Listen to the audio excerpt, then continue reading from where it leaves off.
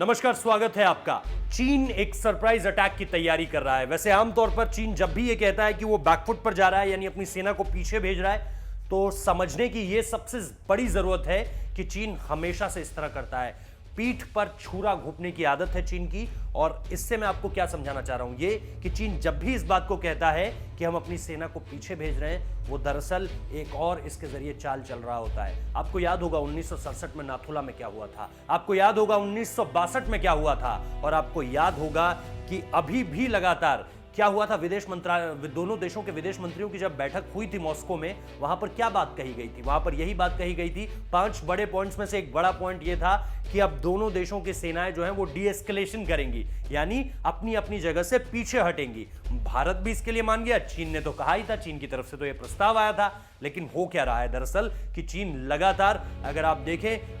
Daulat Beg Oldi road जो कि DSDBO road है, जिसको लेकर के चीन बहुत ज्यादा चिढ़ा हुआ है, डेप्सांग से लेकर जो कि चीन का अक्सई चीन का हिस्सा पड़ता है, डेप्सांग से लेकर नीचे डेमचौक तक, और बीच में चुमार ले लीजिए, पेंगोंग सो ले लीजिए, इसके अलावा हॉट स्प्रिंग्स ले लीजिए, इसके अलावा आप गलवान ले लीजिए, ये सारा का सारा जो हिस्सा है, इसके अलग अलग टुकड़ियों पर जो है वो चीन अपनी जो सैन्य ताकत है उसे बढ़ा रहा है। इसके अलावा चुशूल का एरिया बहुत ज्यादा इंपॉर्टेंट हो जाता है, और उसके अलावा जो मोल्डो गैरिसन है, जो कि अंतिम छावनी है चीन की तरफ से, वो निश्चित तौर पर बहुत ज्यादा क्रिटिकल हो जाती है। तो चीन अब सिर्फ यही नहीं, सिर्फ नॉर्थ ईस्ट सेक्टर में ही नहीं, बल्कि ये जो पूरा का पूरा ईस्टर्न सेक्टर है, जिसमें अरुणाचल प्रदेश बहुत अहम है, जिसमें सिक्किम बहुत अहम है, और जिसमें उत्तराखंड बहुत अहम है, यहां से हर जगह अलग अलग जगह पर भारत और चीन की सीमा लगती है, और यहीं से अब चीन सरप्राइज अटैक की तैयारी कर रहा है। इसी वजह से अब रफाल विमानों की जिम्मेदारी बहुत ज्यादा बढ़ जाती है, क्योंकि 17 गोल्डन स्क्वाड्रन और इस सारी की सारी ये जो 17 गोल्डन स्क्वाड्रन एरोज है, इसकी जो जिम्मेदारी अब किस तरह से बढ़ती है वो जरा सा समझ लीजिए। क्योंकि 5 विमान हमारे पास हैं जो कि अंबाला में तैनात है। इसके अलावा हाशिमारा यानी कलाईकोंडा एयरफोर्स स्टेशन जो है, जो पश्चिम बंगाल में है, वहां पर अगली जो खेप आएगी, यानी एक स्क्वाड्रन रहेगी आपकी अंबाला में, और एक स्क्वाड्रन आपकी बताया जा रहा है कि कलाईकोंडा में रहेगी, जो कि ईस्टर्न सेक्टर को संभालेगी, और जो अंबाला में रहेगी वो वेस्टर्न सेक्टर को संभालेगी। अब दरअसल एक स्क्वाड्रन का मतलब होता है आपके पास मिनिमम 18 विमान होने चाहिए, फाइटर जेट होने चाहिए। तो जब आपके पास 18 रफाल आ जाएंगे, यानी आपकी एक स्क्वाड्रन तैनात हो जाएगी। तो अब भारत के लिए जरूरी यह है कि जो अगली खेप रफाल विमानों की आएगी, यानी 13 विमान अब कितनी इंस्टॉलमेंट्स में आते हैं वो देखना दिलचस्प होगा, अभी उसकी जानकारी हमारे पास नहीं है। 13 अलग अलग ये जो इंस्टॉलमेंट्स में आएंगे, इनको क्या हाशिमारा या कलाईकुंडा में रखा जाएगा, ईस्टर्न सेक्टर में रखा जाएगा, ताकि अगर चीन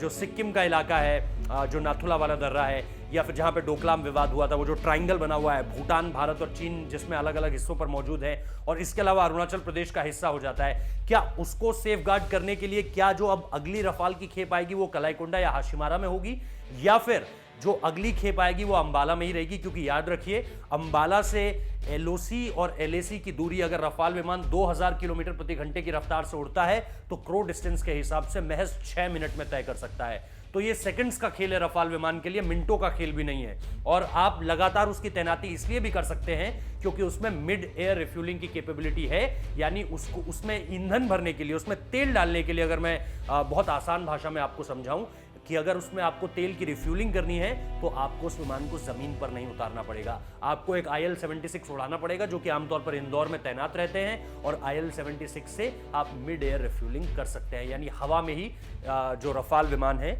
उनमें तेल भरा जा सकता है। इसके अलावा हर तरह के केपेबल वेपन्स को ले जाने की क्षमता रखता है, न्यूक्लियर वेपन्स से लेकर लगातार जो हम आपको बताते हैं कि मीका मिसाइल हो गई, हैमर जो बॉम्ब हो गए, इसके अलावा मेटियोर्स हो गई, स्काल्प्स हो गई, ये सारी की सारी मिसाइल्स कैरी करने का दम भी रखता है। तो रफाल की खूबियां बहुत है, चीन उससे डरा भी हुआ है। एशिया के रीजन में अगर आप देखें तो सबसे आधुनिक विमानों में से एक है, लेकिन इस वक्त पे सबसे बड़ी परीक्षा यह है कि चीन किसी सरप्राइज अटैक की तैयारी कर रहा है, जिसके लिए अब भारत की तरफ से अगर सबसे बड़ी जिम्मेदारी किसी के पास है तो वो 17 गोल्डन एरोस है,